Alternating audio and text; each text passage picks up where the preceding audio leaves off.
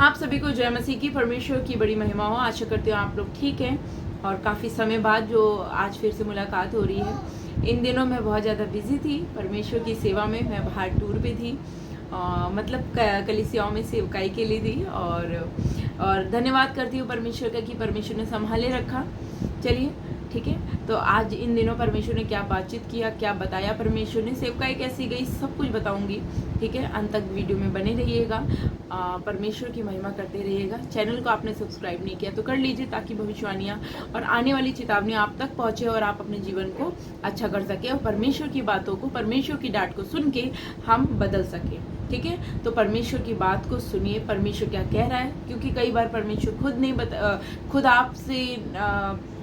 खुद आप नहीं सुन पाते, तो परमेश्वर किसी न किसी के द्वारा परमेश्वर वचन को और बातों को अपने पहुंचाते हैं, है ना। तो आपको ध्यान से सुनना है कि देखिए, बहुत सारी सेवकाई, जब इन दिनों मैं परमेश्वर से प्रार्थना में थी और दुआ प्रार्थना में थी, तो परमेश्वर ने क्या बताया कि बहुत सारे लोगों की सेवकाई, जी हाँ, सेवकाई जो आत्मा से और जो परमेश्वर ने काम कलीसियाओं में अगुओं को दिया उस तरह से काम नहीं हुआ। परमेश्वर ने इस वचन के साथ क्लियर किया। सबसे पहले मैं वचन पढ़ूंगी और वचन को ध्यान से सुनिएगा, वीडियो को स्क्रिप्ट मत करिएगा, आगे मत बढ़ाइएगा, ध्यान से सुनिएगा, क्योंकि परमेश्वर सब कुछ देख रहा है। ठीक है, अब आप ध्यान से सुनिएगा वचन को। यिर्मयाह की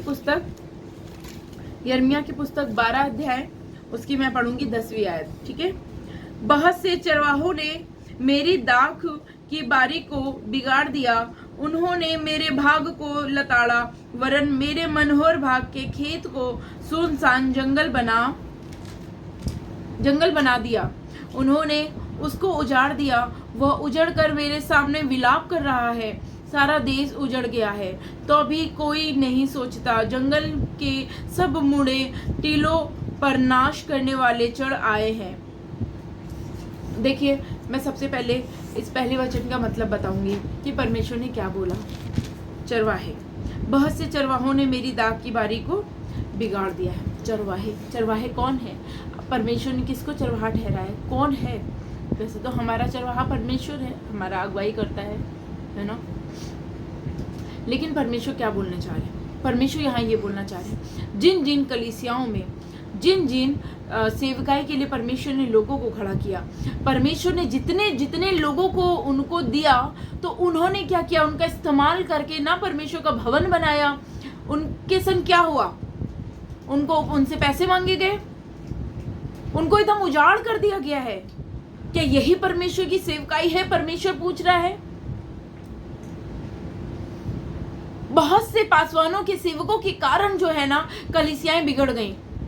बहुत सारे लोगों का मन बिगड़ गया, बहुत सारे लोग मन फिरा के चले गए, क्योंकि कई जो चरवाहे थे, उन्होंने अपनी जो परमेश्वर ने उनको सौंपे थे कुछ लोग, उनके संग दुर्व्यवहार किया। दुर्व्यवहार क्या हुआ? उनसे बेफजूल के पैसे लिए गए, झूठी गवाहियां दिलाई गई, जहां की शैतान ने काम किया। उनको चेतावनियां नहीं दी गई।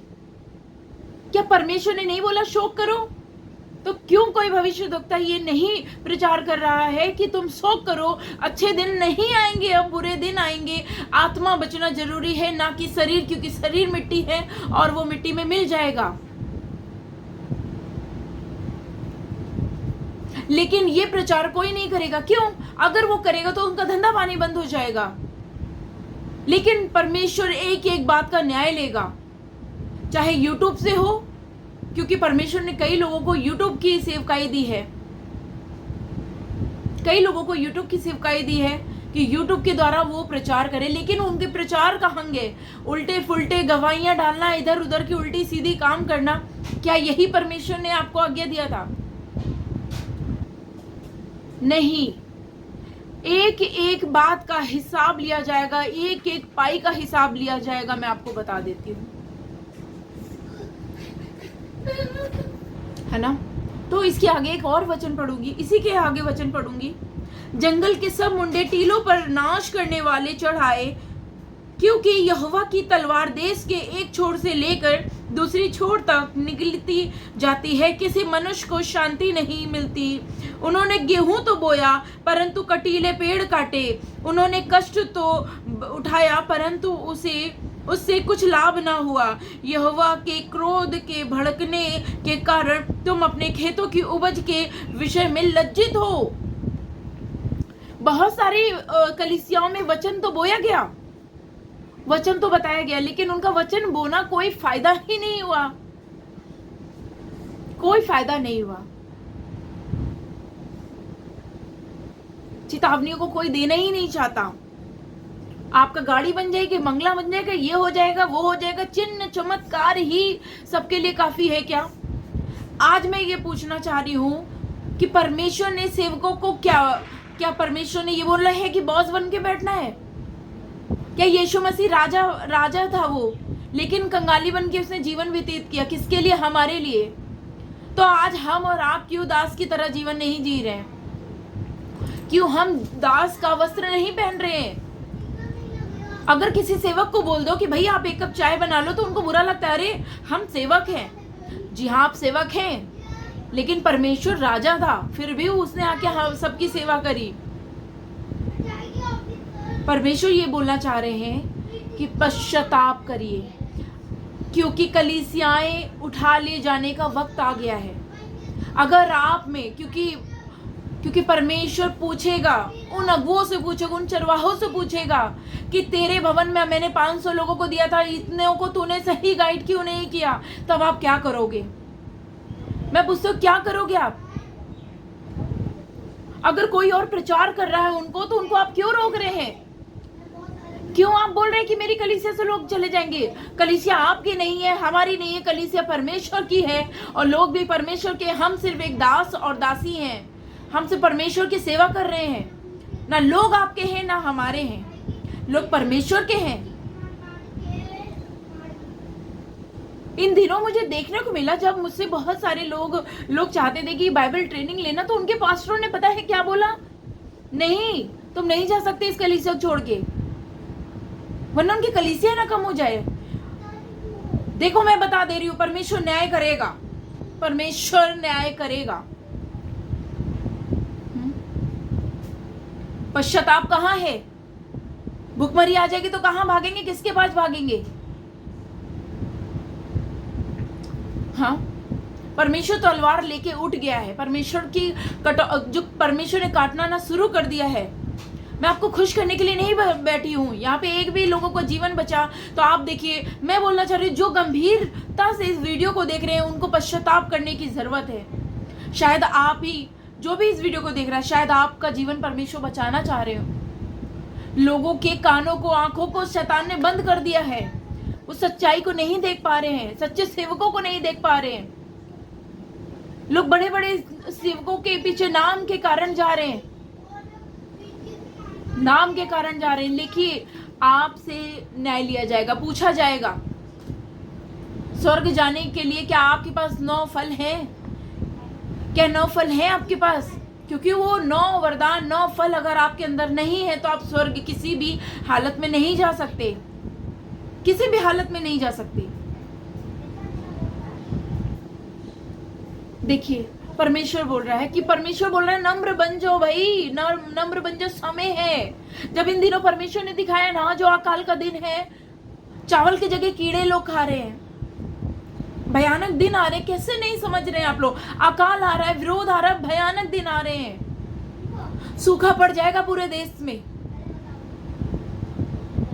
बड़ी बड़ी युद्ध छिड़ने वाले हैं, देश विदेश खत्म हो जाएगा।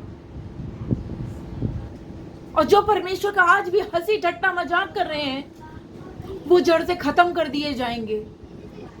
लेकिन आज मैं आपको बोलना चाहती हूँ कि जो नम्र दीन सेवक हैं, प्लीज आप अपने आप को रिपेंट करिए परमेश्वर के सामने, नम्रता पूर्वक आप अपने आप को परमेश्वर के सामने रखिए। झूठी भविष्यवाणियों के पीछे मत भागिए। धन दौलत आप ये नहीं ले जा सकते स्वर्ग में, अगर आप ही चले जाएं वही बहुत बड़ी बात है।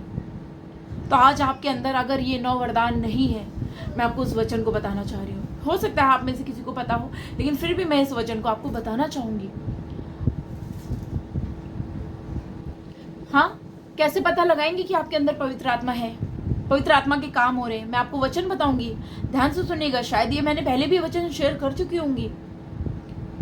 गलातियों की पुस्तक 5वां अध्याय उसकी 16वीं आयत, पवित्र आत्मा द्वारा संचालन। इसमें क्या लिखा है? शरीर के काम तो प्रकट हैं, अर्थात वह विचार, गंदे काम, लुचपन, मूर्ति पूजा, टोना, बैर, झगड़ा, ईर्ष्या, क्रोध, विरोध, फूट, विधेय, ढा मतवालापन, लीला, कीड़ा और इनके जैसे और काम हैं। इनके विषय में मैं तुमसे पहले से कह देता हूँ, जैसा पहले कह भी चुका हूँ, कि ऐसे ऐसे काम करने वाले परमेश्वर के राज्य के वारिस ना होंगे। पवित्र आत्मा की क्या काम है, क्या फल हैं जो हम स्वर्ग जा सकते हैं? पर आत्मा का फल प्रेम, आनंद, शांति, धीरज, कृपा, भलाई, विश्वास, नम्रता और संयम है। ऐसे ऐसे कामों के विरोध में कोई व्यवस्था नहीं। और जो मसीह यीशु के हैं, उन्होंने शरीर को उसकी लालसाओं और अभिलाषाओं समेत क्रूस पर चढ़ा दिया है। यदि हम आत्मा के द्वारा जीवित हैं तो आत्मा के अनुसार चलें भी, हम घमंडी होके ना चलें। क्या आज आप ऐसे चल रहे हैं? क्या सच में आपके अंदर परमेश्वर का भय है? क्या सच में आपने परमेश्वर के आगे अपने आपने घुटनों को दिया है, अपने घुटनों को टेका है? क्या घमंड आपकी आंखों से गया है? क्या जलन कुड़न आपकी आंखों से गया है?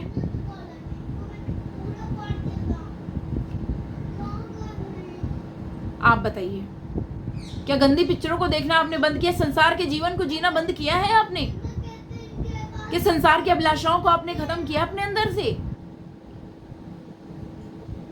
मैं बता रही हूं, अभी सुधर जाइए, अभी समय है आपके पास, अभी समय है। अपने आप को रिपेंट कर दीजिए। जवान लोगों में बताना चाहती हूँ, अपने आप को रिपेंट कर दीजिए परमेश्वर के सामने। परमेश्वर कह रहा है जवानों के लिए बहुत भयानक मृत्यु है।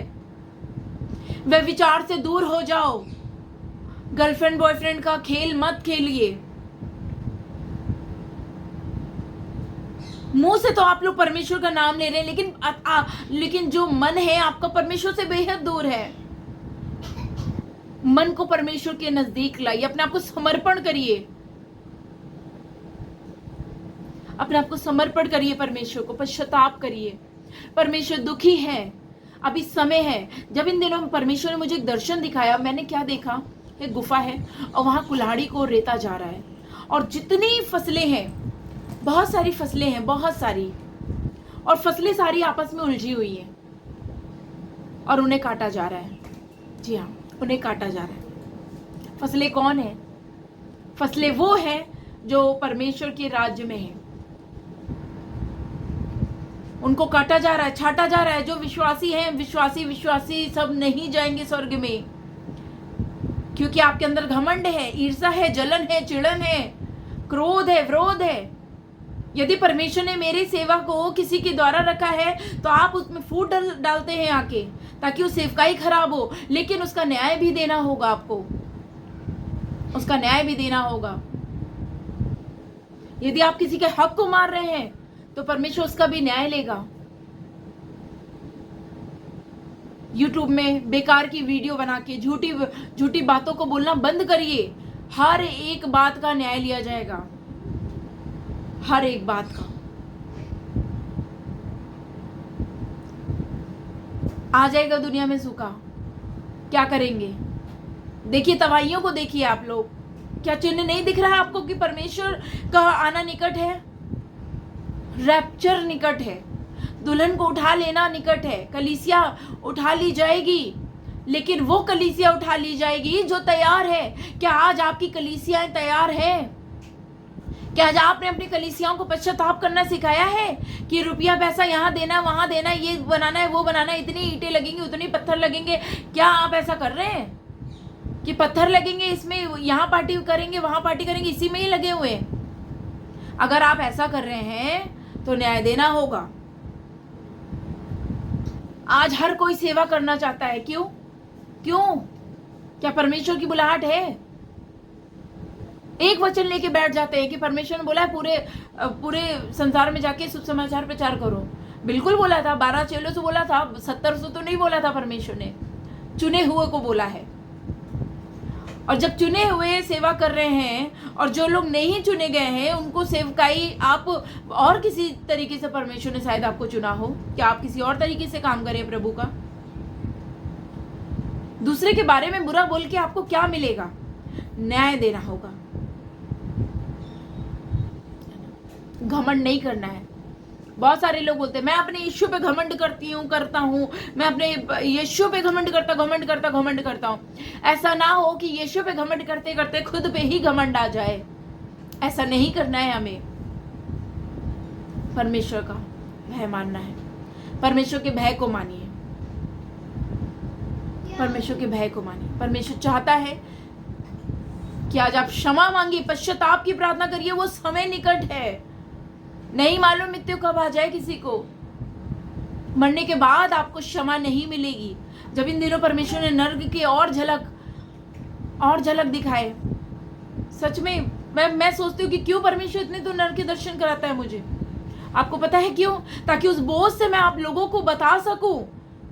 मुझे मालूम है मैं बहुत सारे लोगों के लिए बहुत बुरी हूं, लेकिन मैं आपको बताना चाह रही हूँ कि परमेश्वर की बातों को इनकार मत करिए। परमेश्वर मेरे द्वारा अगर आपको कुछ बातों को बता रहे तो उसको गंभीर लीजिए।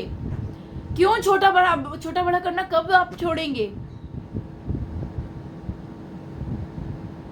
परमेश्वर कह रहे हैं पश्चाताप करिए, समय अभी है, क्योंकि शैतान का राज्य निकट है।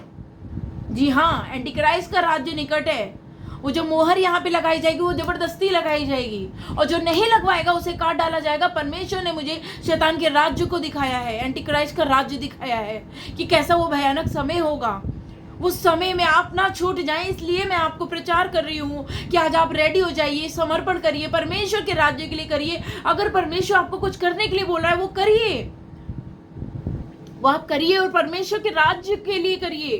किसी मनुष्य को खुश करने के लिए नहीं करिए। कल मैं रांची गई और रांची में मैंने क्या देखा? मनुष्य को खुश करने में लगे हैं लोग मनुष्य को खुश करने में लगे हैं। जब मैंने उन परिवार से पूछा, उनके परिवार में बहुत दिक्कत है। जब मैंने पूछा क्यों, कहीं लोग बुरा ना मान जाए, लोग सोचेंगे कि ऐसा यीशु मसीह में आ गई, ऐसा वैसा। लोग तो वैसे भी सोचेंगे। अगर आप किसी को प्रचार सुनाना चाहते हो तो उससे पहले अपने जीवन को जांचना है कि आपका जीवन कैसा है, मेरा जीवन कैसा है। यदि आज आपका जीवन अच्छा नहीं है तो आप कैसे उसको जीवन अच्छा करोगे? कैसे करोगे आप? इसलिए पहले अपने आप को अच्छा करना है। हमें अपने आप को जांचना है कि हम कहाँ गलतियां कर रहे हैं। हर एक सेवक को बोल रही हूं, चाहे वो जितना बड़ा भी सेवक हो, आज आपको पश्चाताप करने की जरूरत है। आज सेवक लोग पश्चाताप नहीं कर रहे हैं। परमेश्वर की बकरियों को उन्होंने खा लिया है, उन्हें नोच रहे हैं, उन्हें बहुत बुरी तरीके से उनका व्यवहार है उनके संग। परमेश्वर न्याय लेगा। जितनी कलीसिया में जितने लोग हैं, परमेश्वर न्याय लेगा, परमेश्वर न्याय करेगा। अगर आपकी कलीसिया में 500 हैं, उन 500 का न्याय लिया जाएगा, 500 का न्याय लिया जाएगा। क्या प्रचार कर रहे हैं आप, इस चीज का न्याय लिया जाएगा।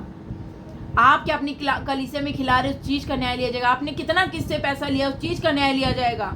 हर एक बात का न्याय लिया जाएगा। और जो थोड़े में ईमानदार है वो बहुत में ईमानदार निकलेगा। ऐसा ना हो कि हमारा दूल्हा आए और कलीसिया को तैयार ना पाए।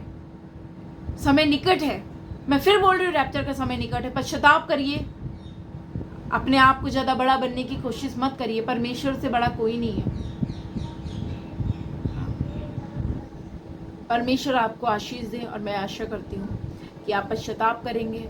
और जो भी मैंने बोला है ये परमेश्वर की अगुवाई में बोला है। इस समय पवित्र आत्मा का अभिषेक मैं महसूस कर सकती हूँ, उस आग को। मैं आपको चिकनी चुपड़ी बातें करके नहीं बहलाना चाहती। मैं आपको मतलब मैं ऐसे नहीं कर सकती। हाँ, अरे आपके जीवन में तो बहुत कुछ है। नहीं, यदि आपके जीवन में अच्छा नहीं होगा तो मैं बोलूंगी अच्छा नहीं है आपका जीवन, उसको सही करिए। जब मैं आपकी कमियों को दिखाऊंगी तभी तो आप अपने आप को सही करेंगे ना।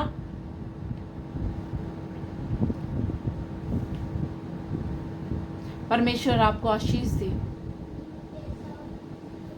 दया करें। आप ये प्रार्थना करिए कि परमेश्वर दया करे, क्योंकि कटनी का समय शुरू हो चुका है। बहुत सारे लोगों की छठियां भी हो गई है। अब आप चाहे कलीसिया जाओ, चाहे कहीं भी जाओ, यदि आपका जीवन अच्छा नहीं है, स्वर्ग नहीं जा सकते। 9 फल नहीं है तो स्वर्ग तो जा ही नहीं सकते। 9 में से एक भी कम हुआ तो आप स्वर्ग नहीं जा सकते। परमेश्वर आप सबको बहुत आशीष दे